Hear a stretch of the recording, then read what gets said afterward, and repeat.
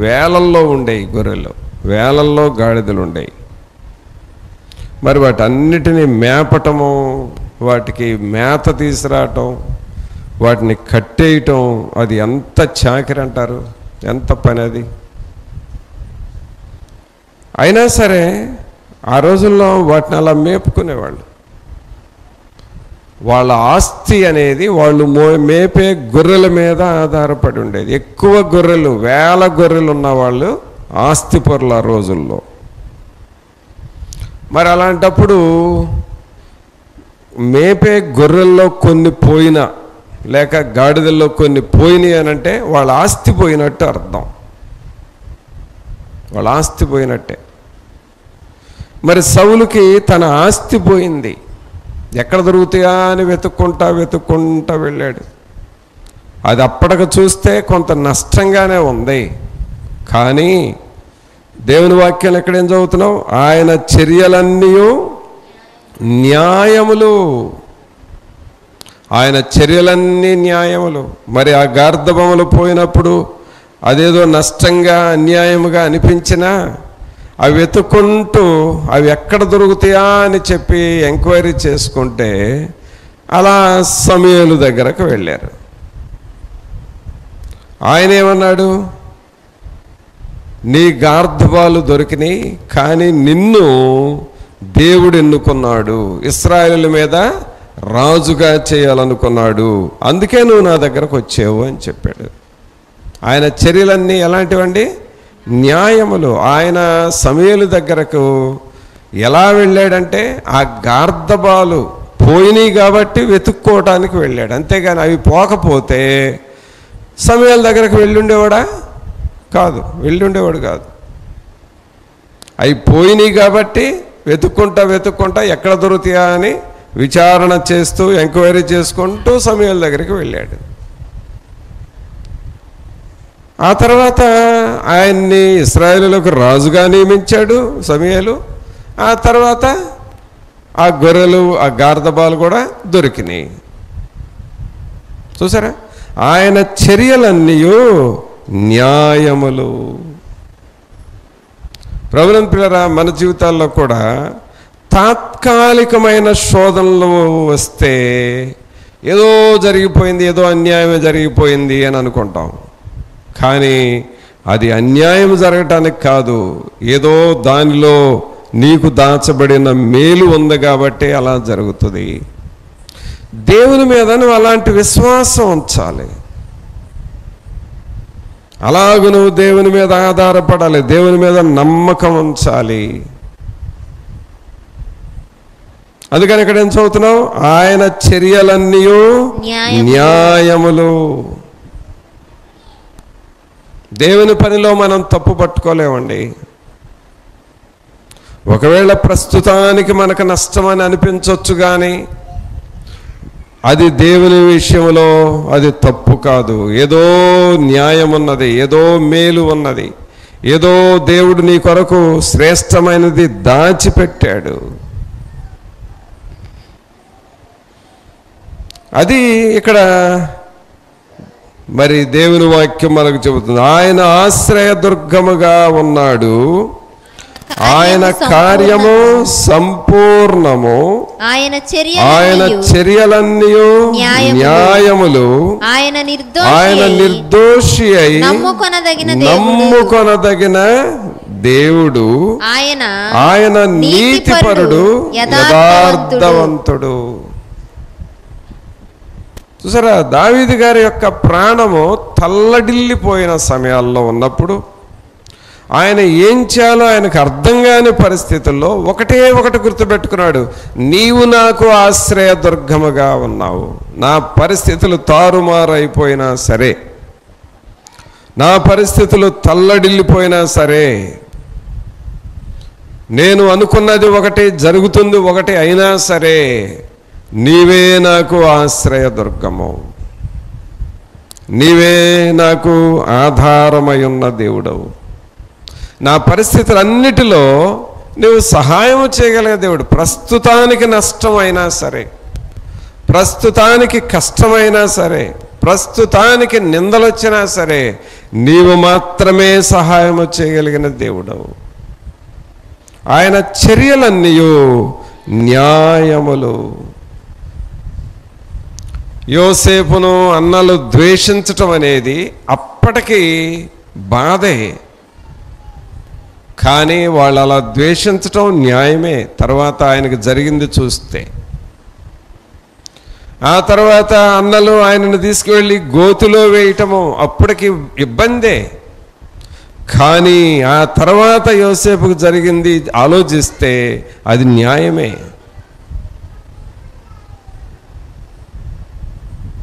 ఆ తర్వాత పొతిఫర్ ఇంట్లోకి వెళ్ళటం, ఇవన్నీ కొంచెం శోధనలుగానే ఉన్నాయి, ఇబ్బందులుగానే ఉన్నాయి, కానీ ఆయనకు జరిగిన దానితో పోలిస్తే ఇవన్నీ జరిగితేనే ఆయన ఆ స్థాయికి వెళతాడు.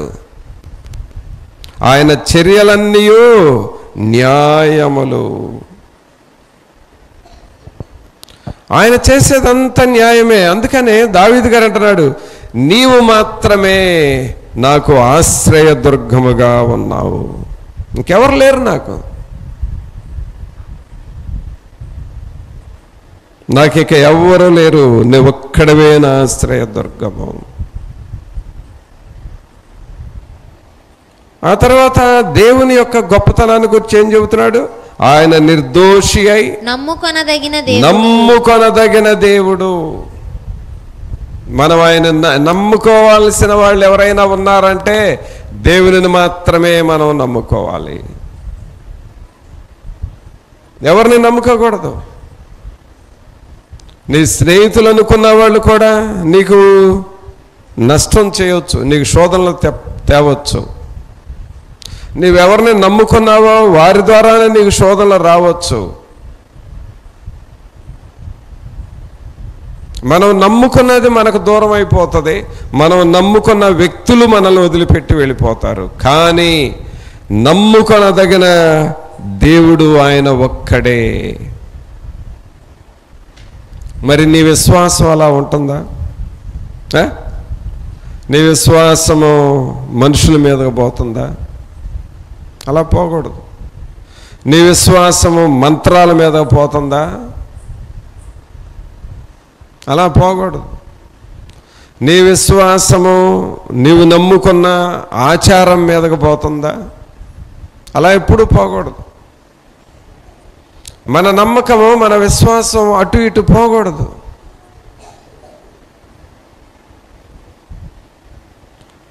ఆయన నిర్దోషి అయి నమ్ముకొనదగిన దేవుడు. అన్ని సమయాలలో ఆయనే నమ్ముకొనదగిన దేవుడు. ఒక వ్యక్తికి ఎక్కడికో చేలోకి అనుకుంటా వెళితే పాము గరిచింది. ఆ పాము గరిచిన కొంతసేపటికి వాళ్ళు ఏమన్నారు అనంటే, అక్కడ చూసిన వాళ్ళు త్వరగా మంత్రం దగ్గరికి తీసుకొని వెళ్ళండి, మంత్రం పెట్టించండి అని చెప్పారు. ఏవో వేపమండలు అవి తీసుకెళ్తారు కదా, తీసుకెళ్ళి మంత్రం పెట్టించండి అని అన్నారు.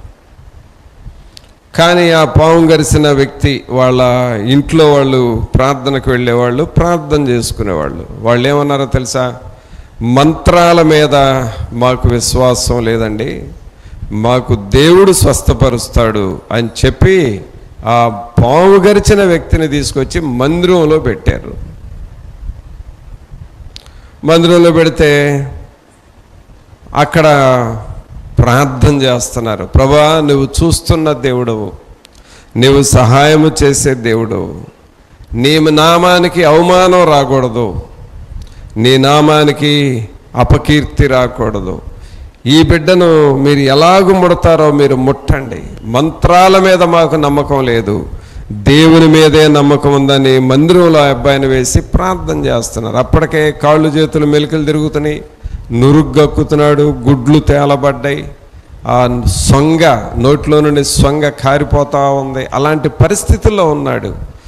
ప్రజలంతా ఏమనుకుంటున్నారు? మంత్రం పెట్టిస్తే బాగుండేది కదా అని చూసేవాళ్ళు బయట వాళ్ళు చెబుతున్నారు. కానీ వీళ్ళు దేవుని సన్నిధిలో పెట్టి ఆయన సన్నిధిలో ప్రార్థన చేశారు.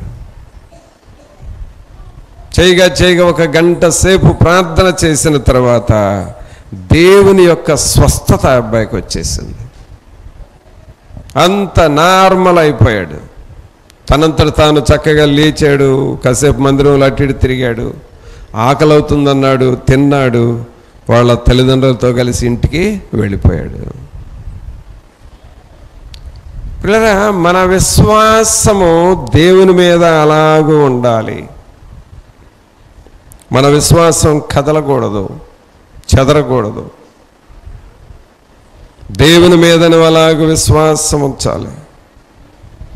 అందుకని ఇక్కడేమని చదువుతున్నాం, ఆయన నిర్దోషి అయి నమ్ముకొనదగిన దేవుడు, ఆయన నీతిపరుడు, యథార్థవంతుడు. మరి అలాగూ నువ్వు నమ్ముకుంటున్నావా దేవుని మీద?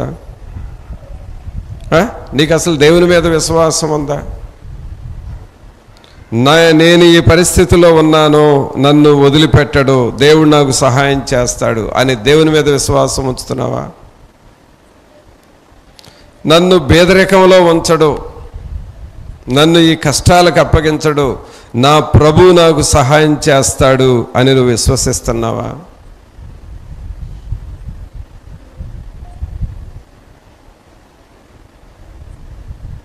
దేవుని మీద నువ్వు విశ్వాసం ఉంచుతున్నావా? ఈరోజు మనకు జబ్బర్ మందిరంలో వేరే ఊరు నుండి ఒక కుటుంబం వచ్చారు, భార్యాభర్తలు. వాళ్ళు చివరికి నాతో మాట్లాడి నా దగ్గర కూర్చొని చాలాసేపు మా వాళ్ళు బాధలు చెప్పుకొని ప్రార్థన చేయించుకున్నారు. ఆ తల్లి వాళ్ళ పిల్లవాడికి చాలా ప్రమాదంలో పడిపోయాడు. వేరే దేశంలో జాబ్ కోసం వెళ్ళాడు. అక్కడ డ్యూటీలో ఉన్నప్పుడు చాలా ప్రమాదం జరిగింది ఆ అబ్బాయికి. ఆ అబ్బాయికి ఏమైపోయింది అంటే, ఆ ప్రమాదంలో నుండి బయటపడతానని నమ్మకం లేదు, అలా అని చెప్పి బ్రతుకుతాను అన్న నమ్మకం కూడా పోయింది. బ్రతుకుతానన్న నమ్మకం కూడా పోయింది. కానీ ఫోన్ చేసి తల్లికి, అమ్మా నా పరిస్థితి ఎలా ఉంది, అప్పటికే బెడ్ మీద ఉన్నాడు, ఆపరేషన్ చేశారు, చాలా ప్రాణాపాయంలో ఉన్నాడు, నా పరిస్థితి ఎలా ఉంది, డ్యూటీలు ఎలా జరిగింది, నేను బ్రతుకుతానన్న నమ్మకం నాకు లేదు అని చెప్పాడు. చెబితే ఈ తల్లి ఏముందో తెలుసా, అయ్యా దేవుడు నిన్ను వదిలిపెట్టడు, దేవుని సేవకులు నీకు ప్రార్థన చేసి నిన్ను ఆశీర్వదించి పంపించారు. ఆ అబ్బాయి ఆ దేశానికి వెళ్ళేటప్పుడు నన్ను పిలిచి ప్రార్థన పెట్టించుకున్నారు. వెళ్ళాను, కూటం చేశాను, ఆ అబ్బాయికి ప్రార్థన చేశాను. ఏ నష్టము, ఏ కీడు, ఏ మరణము రాకూడదు ప్రభా, ఈ బిడ్డను కాపాడండి, విదేశాలకు వెళుతున్నాడు, కాపుదల ఇవ్వండి అని అబ్బాయికి ప్రార్థన చేశాను. ఆ మాటలే గుర్తు చేసిందంట ఆ పిల్లోడికి. దేవుని సేవకుడు మన ఇంటికి వచ్చి ప్రభు కాపుదల ఇవ్వాలి అని ప్రార్థన చేశాడయ్యా నీకోసం. దేవుని సేవకుడు, మనకే నష్టం జరగదు, నువ్వు ధైర్యంగా ఉండు, నేనైతే దేవుణ్ణి విశ్వసిస్తున్నాను, నువ్వు కూడా విశ్వాసం ఉంచు అని చెప్పిందంట పిల్లోడికి.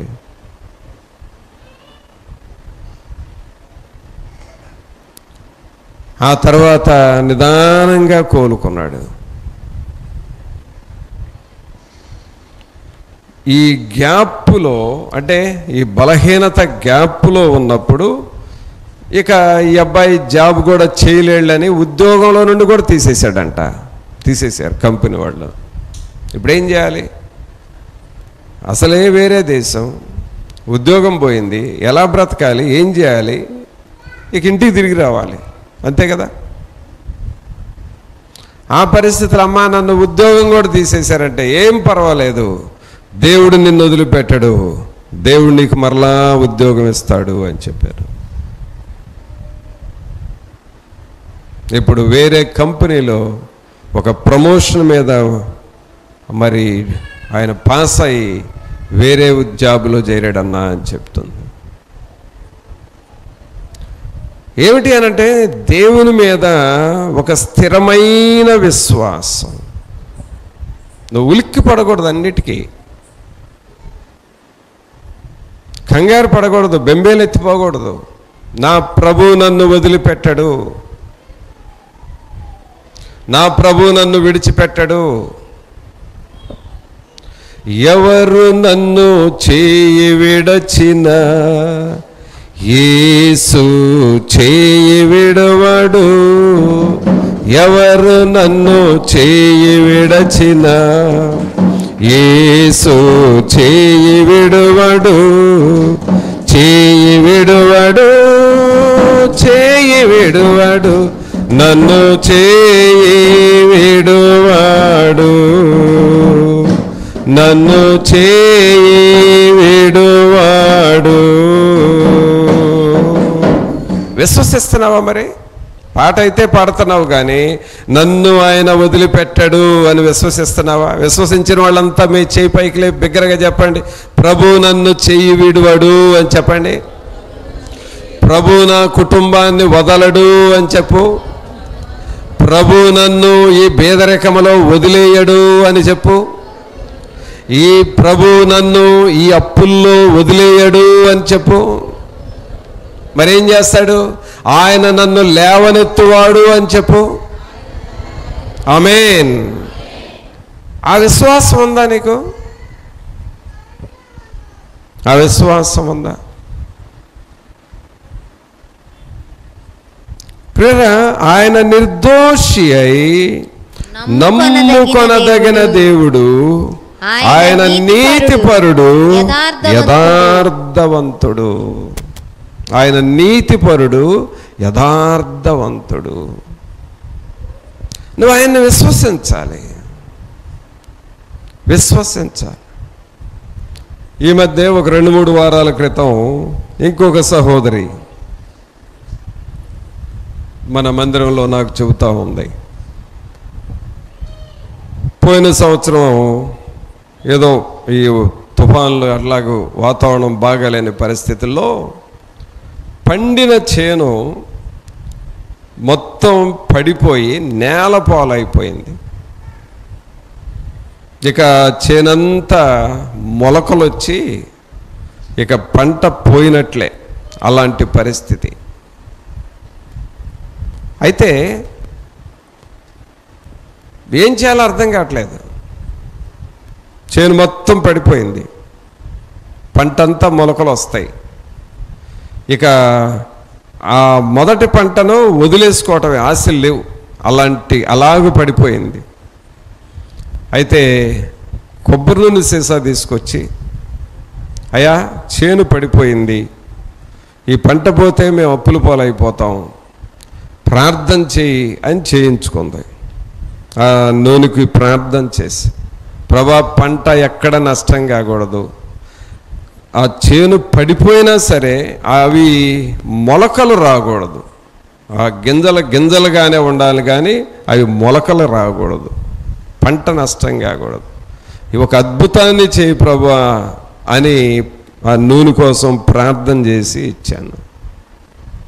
ఈ నూనెని తీసుకొని వెళ్ళి నీళ్ళల్లో వేసి ఆ చేలో పిండి జల్లినట్టుగా చేనంతా విశ్వాసంతో జల్లారు. ఈ పంటను మీరు కాపాడండి అని రోజు ప్రార్థన చేసుకుంటున్నారు. మొన్న ఈ మధ్య నా దగ్గరకు వచ్చి చెప్పింది ఏంటంటే, ఆ చుట్టుప్రక్కల ఉన్న వారి పండిన పంటలో కంటే మా చేలో ఎక్కువ బస్తాలు ఇంకెక్కువగా పండినాయి అన్న. ఇది పాడైపోతుంది ఈ పంట అనుకున్నాం, కానీ ఈ పంటనే దేవుడు బహుగా దీవించాడు అని చెప్పింది. ఒక విశ్వాసం ఎవరి మీద? దేవుని మీద విశ్వాసం.